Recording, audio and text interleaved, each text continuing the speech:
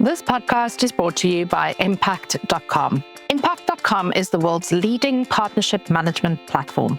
Are you looking for new ways to acquire new customers? Impact.com can help you drive revenue through partnerships with publishers, creators, or other brands. Visit Impact.com today. The future of content creation and content generation is not human. That's a seismic shift in how the online world works.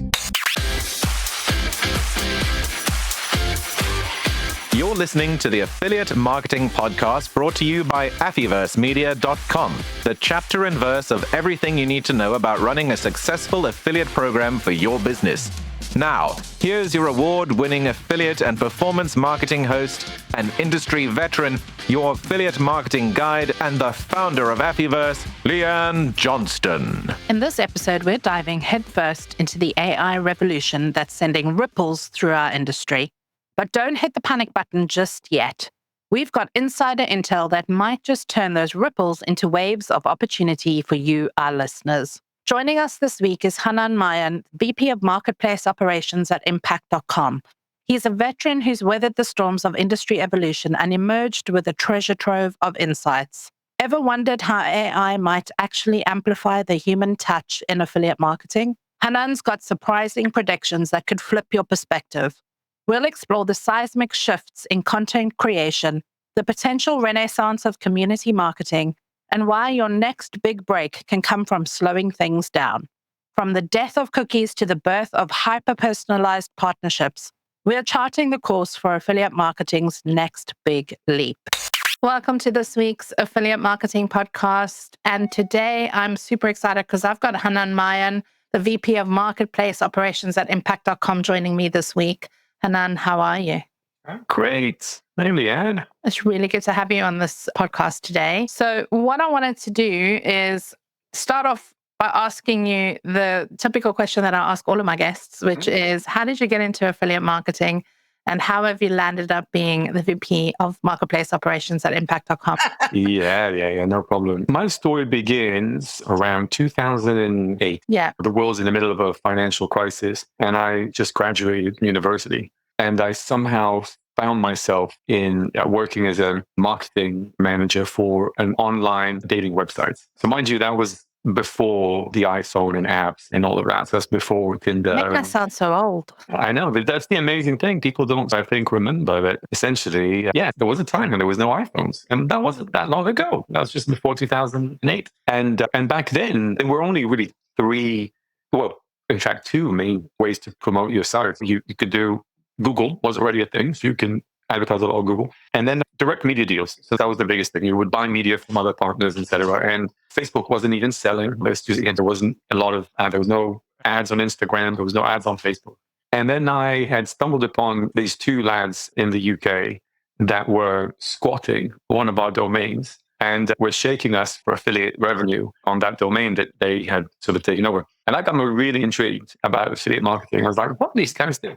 And to make a very long story short, at the end, actually, we had a very amicable agreement with these guys. But that's like what sparked my initial interest in affiliate marketing. And there's also, I think you probably remember that as well. Back in the days, like before 2010, like it was nowhere near as high-end and mainstream or as it has become over the course of the last 7, 8, 9 years. There was a lot of, I think the CEO of ASOS at the time, Nick Robertson, there was a lot of grimy, Grubby little affiliates. All my life, I will never forget that term, and I don't think he ever will either. Yeah, so definitely since then, the industry has really transformed and has become just like a standard tool or CMOs in any CMO's budget and in any CMO's toolbox, really. We have a lot to thank the coupon and publishers for that. I think these two models, coupons and cashback, were really the two models that mainstreamed affiliates, made it perfect partner for retail propositions. And I think because of coupons and cashback, affiliates became ubiquitous and almost synonymous, I think, with retail and consumer shopping. And that was great. And then, of course, the kind of more modern iterations that we see around content and creators, influencers, and so on, that's, again, fairly new. It's not, but it's 2000, I suppose, 15 onwards, really, 16 onwards. But it has really come to sort of fruition, I think, in the last 3 to 4 years. So that's how I started in affiliates. I started my first company in 2011 absolutely did not do well, annihilated it. But then on the sort of back of that, tracking on about trying to solve the problem of disparate data and inconsistent reporting and inconsistent linking in the affiliate industry. Massive issue still. Yeah, massive issue still. In 2014, we started that, and I think it really became a much more important issue around 2000 when a lot of content players started dabbling in affiliates, and so the sport economics really took off, I think, around that time. And to this day, I think it's still a massive challenge. I think the affiliate industry has a very strong sense of community. It has a lot of players which don't really collaborate very well with each other. And I think that's where companies like Economics and now others as well, I think, are trying to fill that space and create a more like a sort of a collaborative membrane where other players can easily plug in on one side sort of solution type thing. And then we got acquired by Impact in 2021, early 2021. That was sort of end of pandemic kind of time, and have started at the beginning brand as its own P&L, and then was instrumental in helping Impact build up its technology offering for publishers through the acquisition of Pressport and then the acquisition of Engager, and then the kind of consolidation of these tools into what we call Publisher Pro, which is something that's going to hit the market very soon. I'm very excited about now. And in my new role is I'm very passionate about business and about marketplaces. I love marketplaces. I love small businesses. I love small publishers. I'm very passionate about that. And so when Dave Ivano and Per asked me what I wanted to do next, it was very obvious to me that I wanted to handle the marketplace, and that's where I am. So in 5 minutes flat, that kind of 15-year history of everything that Hanan's ever done in his life has been condensed into this podcast. And it's very important. There's a reason why I ask all of my guests that question. For anybody that's listening, you listen week on week and you hear me ask this question, is because the history of affiliate marketing is not written down. And it is the lives of people like you, like me, who have been in this industry and seen it evolve since the beginning. So it's always very interesting to find out how people get into the industry. And you touched on one thing there in your past, which is resonating with me today, but I'm going to throw it out there because I know a lot of people listening having failures, and you brushed over it very quickly. You said, I did this business and it failed dismally, but then I moved on. And I just want to call out to anybody listening this week, and it really resonated with me too, is that failure is part of success. And look at what happened after that initial failure, and look at where you are right now and all of the things that you've achieved. So if you feel like your program is failing right now, don't worry, because we're going to get you right. We've got Hanan on here to help you this week. But also, it's very important to roll with the punches, because everything that happens in affiliate marketing happens through failing forward. Like none of us have got a plan. We know what our strategy is. We know where we're headed. We know how to leverage the trends, but you never know how it's going to turn out. So you've just got to kind of roll with it and accept the failures, but move forward and look at how you can reiterate from that, because that is how our industry has evolved over the last 2 decades that we've all been in it. So thank you for sharing that. I really appreciate it. I want to get into the nitty gritty though, because we've only got like a limited amount of time and there's a lot of stuff to talk about. But I wanted to kick off our interview today about the topic of AI and affiliate marketing, because it is really something that a lot of people are panicking about. We're seeing a lot of, not redundancies, but job cuts. The economic climate's obviously impacting all of that. And now people are getting really concerned about how AI is going to impact the future of this industry, which has always been a relationship-led business and people-strong, a resource-strong business. So what are some of your thoughts on where AI is going to take us and how the industry might look in 3 to 5 years' time, specifically because you are in a marketplace, you're dealing with lots of different tech providers, you're seeing and hearing a lot of things, innovations happening. So I wanted to start there by picking your brain in this episode. But what are your thoughts?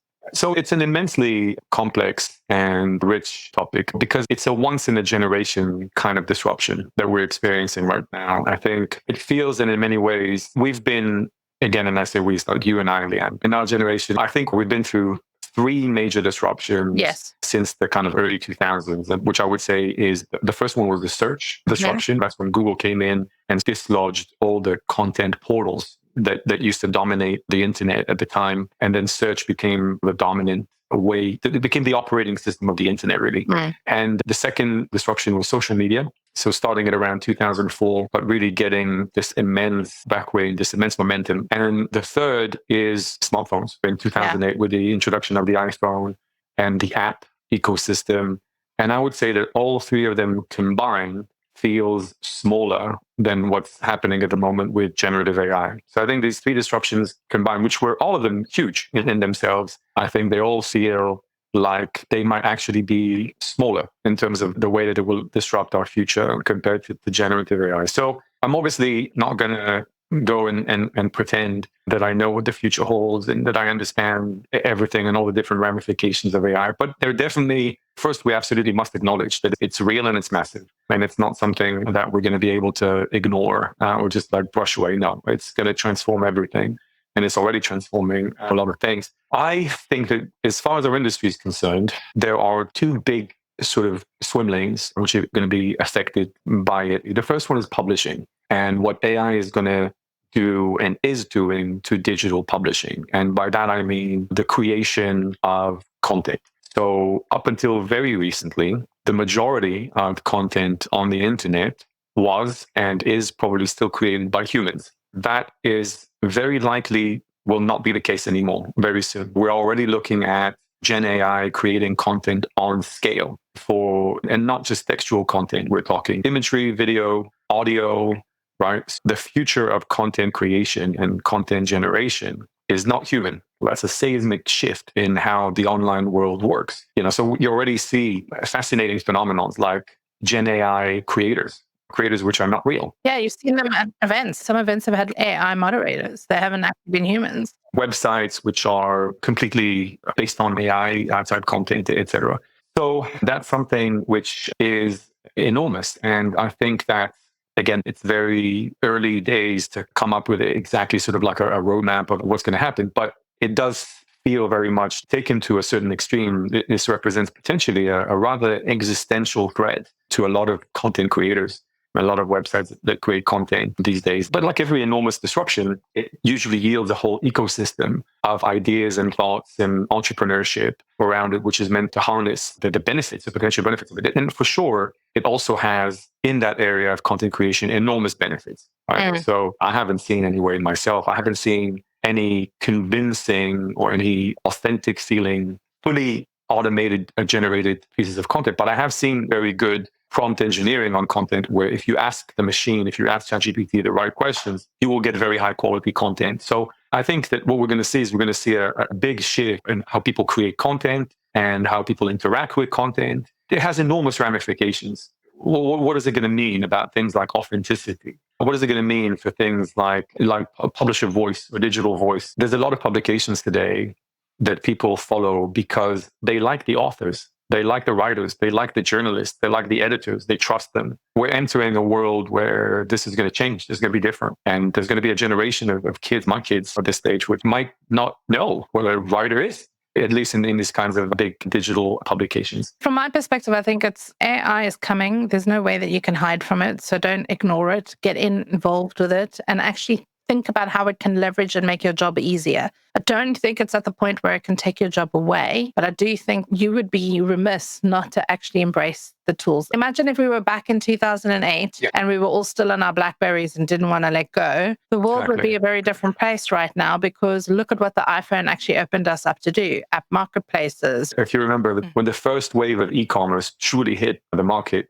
there were a lot of companies. Famously, I think Philip Green, the whole Arcadia group, didn't want to go online. They didn't want to sell online because their main argument was, no, it's going to cannibalize sales from our high street stores. Yeah. So we don't want to get consumers online because we don't want to deflect. That's such a regressive way of looking at things, such a going against the flow way of looking at things. Of course, because of that, they lost their market share to players like ASOS and Boohoo, who were fast to move and who were fast to embrace online shopping. And ASOS became a £2 billion company on the London Stock Exchange because so many old school established UK retailers just didn't want to go online, and ASOS crushed it. So I think it's the same idea. Like looking away is foolish and not a good idea. I think everyone needs to understand and embrace that this is happening and it's unstoppable. But I would say though, there's a sort of an adjacent argument to that. I do think that also large publishers have proven in the past to have been very good at making very bad decisions about their strategy. And and I'm thinking about how, for example, so many publishers did not think that they could really be a part of the search revolution. Yeah. And let Google completely make up their own rules, which surprised they made up 100% in their favor at the detriment of everyone else. Exactly. Right? Or how so many publishers have yielded to Facebook and to social media and have not used the collective power that they could have had to essentially ensure that the traffic doesn't stay locked within the social media walled gardens and can essentially go outside. And some publishers have literally lost their business model because of that. And I think here, unfortunately, I think we're seeing, again, a little bit of the same thing where I'm already seeing a lot of publishers, which I think are really selling themselves short in the deals that they're striking with ChatGPT and the likes, where, again, the details are opaque, but people are talking of what I think is ridiculously low license fees for ChatGPT to be using all the historical content that they've written to train their machines, and then a sort of a menial referral fee, which is crazy, right? Like they should negotiate meaningful partnerships with these tech companies that truly have built themselves on their content. But for that to be successful, again, the publishing industry will need to do something that it's never been very good at, which is to come together and ignore some of their differences and negotiate. And I think there's a lot of organizations, the IIB, the AOP, et cetera. This could be their time. This could be truly their time to step in and do the work that a lot of publishers would really hope that they could do for them, and try to show a sort of a united front and get the publishers what they deserve in this changing economy. The problem with that, though, is that I think our marketplace has always been fragmented, and in that fragmentation are loopholes for innovation and growth. So if everybody starts to come together and starts leveling out the playing field, is that not going to kill creativity and also like compartmentalize it and go, this is your box and you need to be in this box? And to me, I'm a little bit scared about that. And I'm not saying it will happen, but I think the irony of working in affiliate marketing, and yes, there's fraud, there's all of this stuff that you need to be looking out for.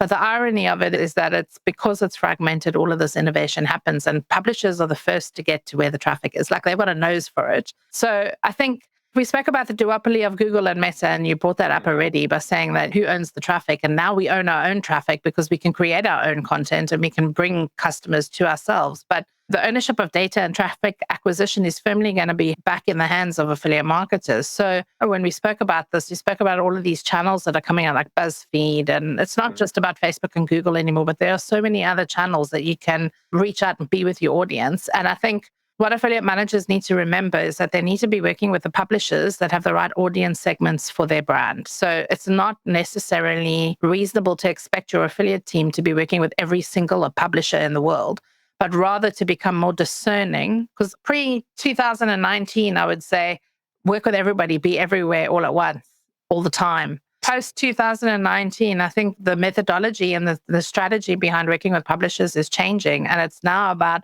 figuring out which metric works for you. Is it influencers that are going to be better for you? Is it content creators that are going to be better for you? Is it still the SEO, organic content creators that are going to be better for you? So what are you seeing change in the marketplace? Because obviously you work with a lot of publishers and tech companies as well. Are you seeing that methodologies around segmentation in the programs are changing based on the fact that content is now everywhere all at once, all the time, and also AI generated? Yeah. So in the last 2-3 years-ish, there has been a tremendous shift towards content, and very specifically towards niche content that truly grabs the audiences that the retailers are looking for, the brands are looking for at the right place. So that it's an important thing. We call these consumer moments. It's not just about meeting the consumer somewhere. It's about meeting the consumer in the right place for them to think about making a purchasing decision. And this is where content has been very valuable to brands in the last few years, and has, I think, in all data suggests, is completely overtaken in terms of the demand for it, the sort of more traditional channels that we've seen in affiliates, such as coupons and cashback and so on. Yeah. The demand, the hunger from the brand side for this content has been insatiable and very successful. We've seen tremendous ROAS for brands that were able to do this effectively. Yeah. They were able to find the right content creators, whether large publications or influencers or web creators or whatever, but they were able to find how to meet their consumers in that right consumer moment. And that's been very successful. I think, could this be, again, superseded or recreated entirely by machines, by AI, with dropping the sort of the human aspect of it? I don't know. I'd like to think that probably not. Just in the sense that, like I said, there's things like trust and authenticity, which come into play, which are very important to shoppers, to buyers. They want to know that it's a real person that they can trust, they can buy from. And I think these things become very important. And there is a part of me that is also thinking that it might yield a complete opposite reaction on the part of consumers. So this whole wave of Gen AI might actually throw both us as an industry and consumers as a whole in this kind of state of mind of distrust of Gen AI and a kind of a want to go back to human basics. I want to know that I'm buying from a human being. I want to know that I'm getting a recommendation from a human being that I can trust. I don't want anyone to fake being a human being. So I think I can really see this as being a thing as well, just as we've seen with cell phones, for example, and smartphones very recently, an enormous counter reaction to that, where a lot of people are like, you know what, we don't want smartphones for our children, for example. It's creating a lot of additional problems. So I can see that being a thing. It's very early days to say which way it's going to swing, for sure. Close eye on this. I think content will still be dominant in the next few years. I can't see that going away because looking at the numbers, really. Yeah. And the other thing is what we spoke about, which you actually mentioned earlier, is that the channel is becoming ubiquitous. But what we need to be doing is thinking about where is the customer. So you mentioned that earlier. It's not just about reaching the customer now, it's about reaching the customer at the right place and at the right time when they're ready to actually make an action. And a lot of that, and especially with the changes that are happening with cookies deprecating, with Google changing their algorithms, a lot of content creators have been hit. They're having to rethink their strategy about how they actually provide value to consumers. What do you think about community marketing? Because I'm seeing a lot more communities being launched, a lot more like membership, smaller group type communities being formed by publishers in order to collect leads, to collect data, because everybody's focusing on first party data now. Do you think that's going to be a trend for 2025? Like maybe seeing that become more interactive with the human element? I do. And I think this is just as well as I do. A very interesting thing that we see in our industry is like this is massive turnout to all the industry events, right? A lot of other industries, I've got friends in lots of different industries, and they're all like, industry events are so boring, no one shows up. And that's really not the case. In our case, like these industry events, they're very buzzing and there's always a really good turnout. I think a lot of people in our industry, first of all, I think like being around other people and like working with other people. And hey, this is a partnership industry, right? So by its very nature, and it attracts a certain type of people, you're probably not going to do very well in this industry if you don't like other people. It's not an industry for misanthropes, right? As you said, all of these trends, I can definitely see them yielding, again, like a counter reaction. The need to talk more, the need to meet each other more, to be more human as machines step in and do more and more. The need to work, to value the humanness of the relationship, because we automate a lot of things. Okay, there's a lot of really great tools out there that can automate funnels, build outreach emails, hyper-personalize them, add little bits of information into them. But ultimately, you're not going to feel valued if you get an email and know that it was automated by an automation funnel, even though it's made to look slightly more personal. I almost feel like, and I could be like predicting the future, but I feel like high value, high volume, and lots of volume is going to flip. So now what I want is high value and high touch. Like those are going to be the customers that are going to be eking out. And it'll be interesting to see how the industry moves forward, because I do believe that we'll all embrace the idea of getting more efficient, but we're going to reject the idea of being treated as a non-human and just another number in a flow. I can see that. It does make me wonder, like brand values, loyalty, if we're going to see some innovation in those spaces. And maybe if you're looking at your affiliate program and thinking about ways to come out of that plateau, if you're in a really mature program, maybe this is an area that you could be looking at right now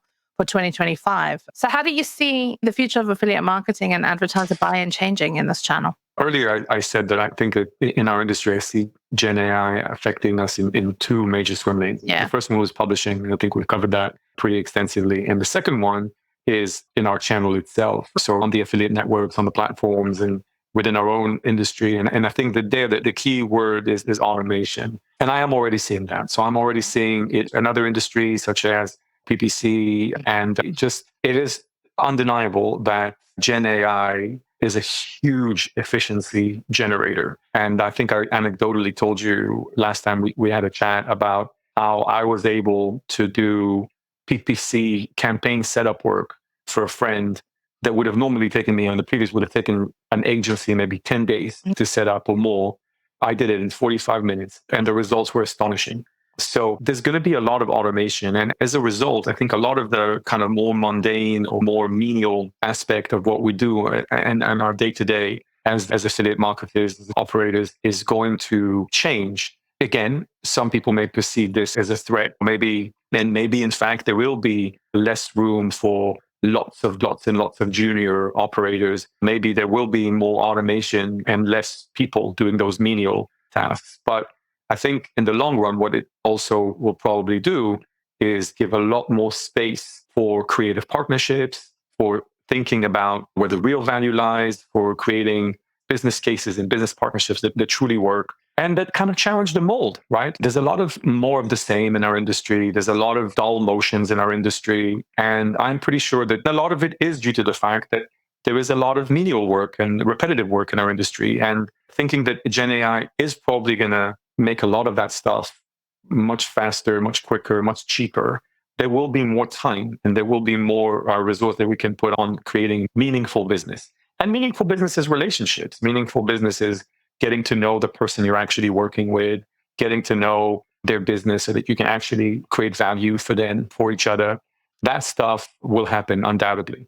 I want to see us slow down because the menial work is being taken on by automation processes that can do that work just fine, and listen. Because when you slow down and listen and you stop being busy doing the busyness of what happens in an affiliate manager's role, you actually get to learn. There's going to be no room for lazy marketers anymore with AI coming into the space. And there's going to be no room for people to hide and not know the expertise. I shudder to say this live on a podcast, but often I will talk to an affiliate manager and they don't know what the lifetime value is of their customer, yet they're out there on the front line doing commercial negotiations with their business's money. So there's going to be no room to hide. If you are scared, now's the time to level up and get your knowledge suite up to speed. There's lots and lots of good training courses out there. Impact has one. I have one. Start learning, start investing in your career and development because you're not going to be able to hang back. If you do, you're going to be out of a job. But don't be scared by the changes that are coming. We've lived through 3 iterations, as you heard on this podcast, and we survived.